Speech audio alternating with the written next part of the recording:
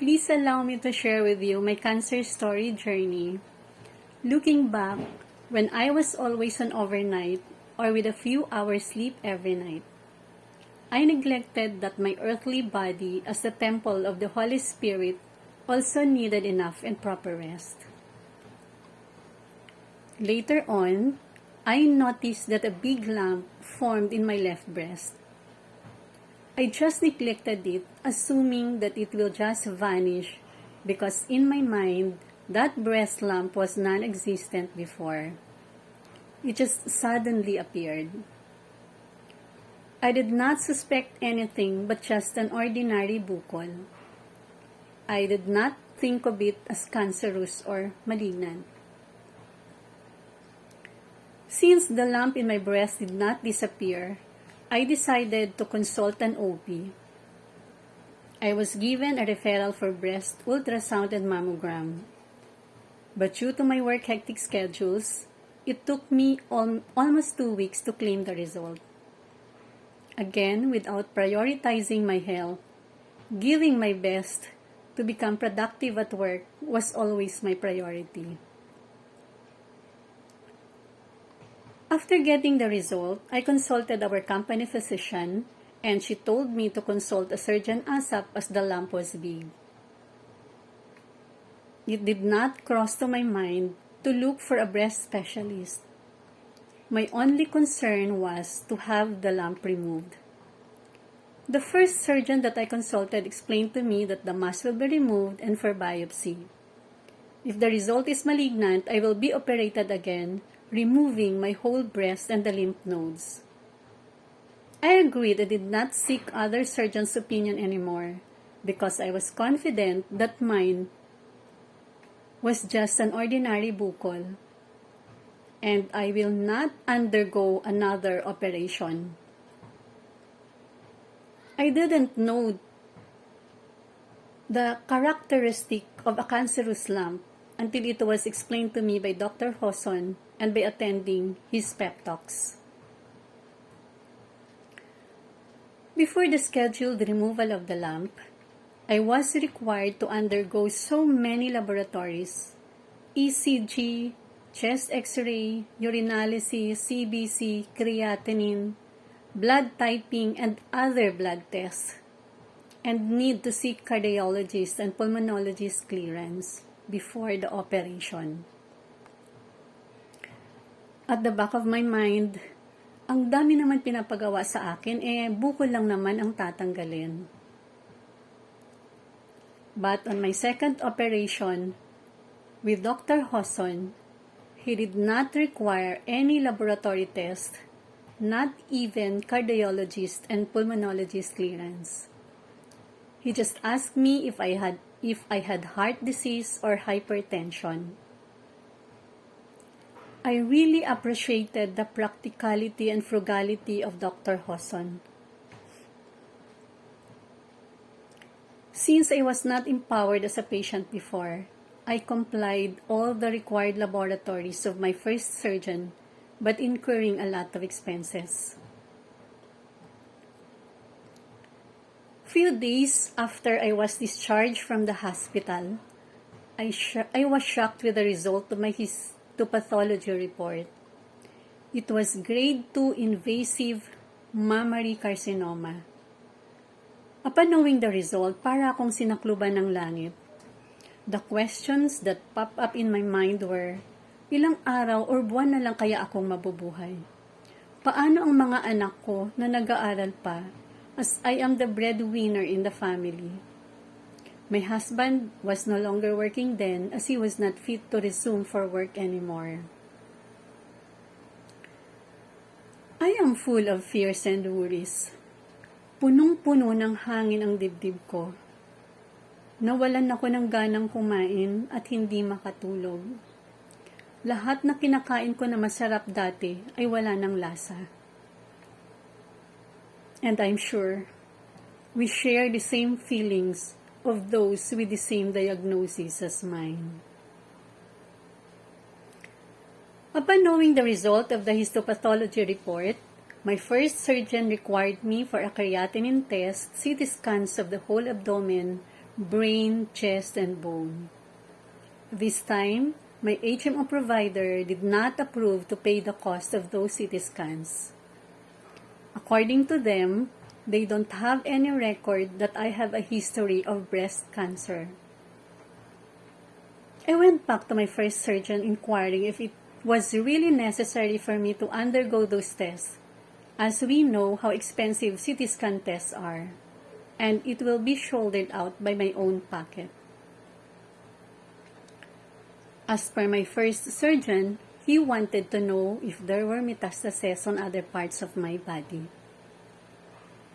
And here, I greatly appreciate Dr. Hoson, a minimalist doctor that requires diagnostic tests only if it is necessary.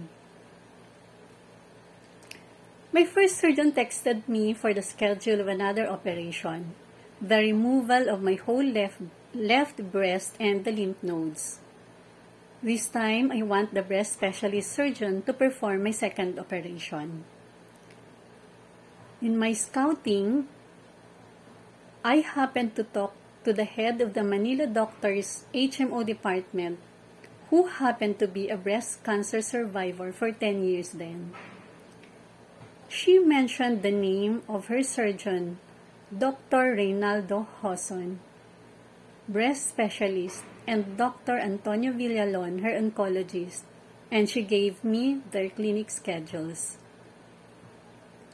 She told me that I should not have been operated on twice. In her case, she was operated by Dr. Hoson, and she was put under a frozen section procedure, wherein at that moment, a portion of the tissue mass was given to the pathologist for Dr. Hoson to make a rapid diagnosis of a suspected mass during surgery.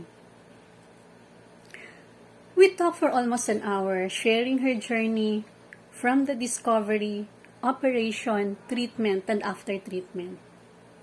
She gave me encouragement and boosted my morale.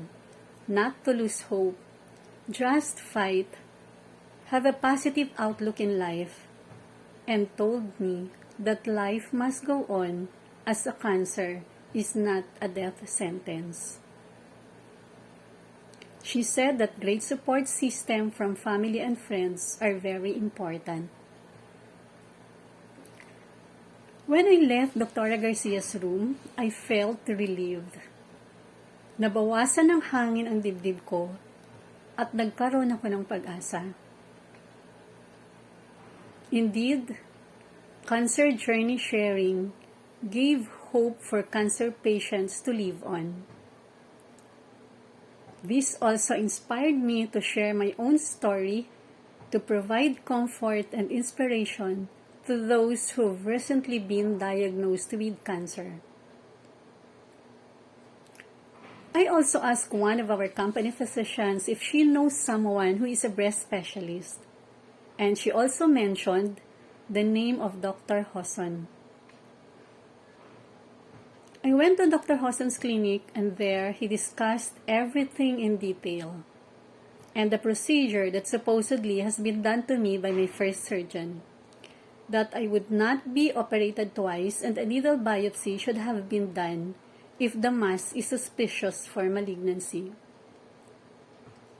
Napailing si Dr. Hoson, sabay-sabi, "Kawawa ka naman, dobling hirap mo at inubos pera mo sa mga unnecessary tests."